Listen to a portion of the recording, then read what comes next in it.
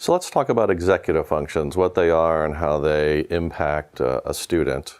So executive functions are the cognitive skills that allow you to achieve goals. It's about self-control. So for example, let's say we wanted to lose weight. That's our goal.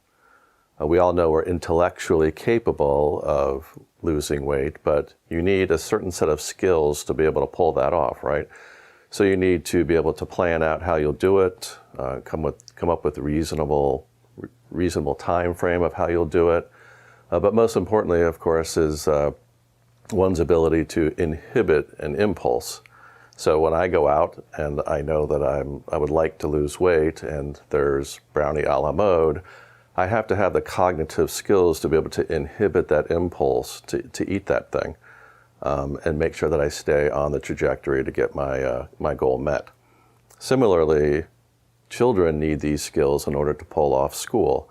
So they might have a goal of doing well in school, and they might be intellectually capable and motivated to do it, but do they have the executive functions to be able to pull that off? So the executive functions are things like being able to inhibit an impulse.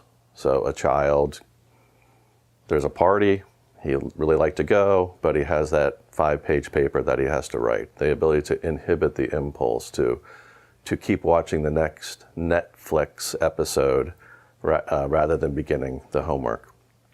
Another executive function is the ability to shift, to not be overly focused on a thing.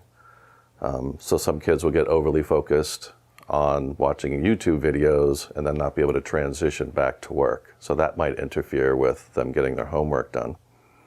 Emotional control is another area of executive functioning.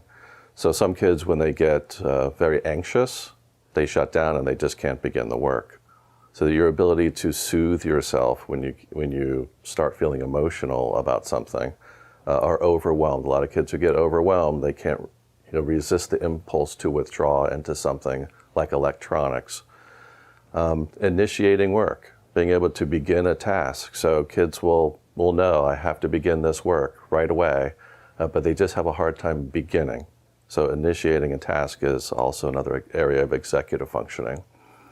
Forgetfulness, or what we call working memory, that's not real memory, it's your ability to remember. So children will come home and they've forgotten what homework they have to do, or they forget that their parents told them they have a doctor's appointment after school.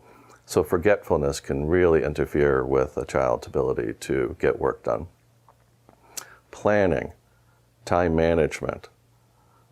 So kids will come home from school and say, I have plenty of time to begin this homework and get it all done. It will only take an hour. And then before you know it, it's 8 or 9 o'clock at night and they still haven't begun it. So keeping track of time, monitoring how long things take, planning out long-term assignments, breaking them long-term assignments down into manageable chunks and planning them days in advance to make sure that they're completed on time.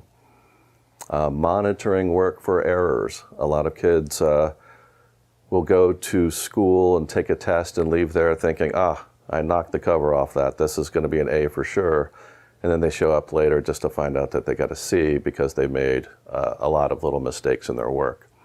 So these are all examples of executive functioning that here at HeadWorks we teach these skills directly. So it's not tutoring.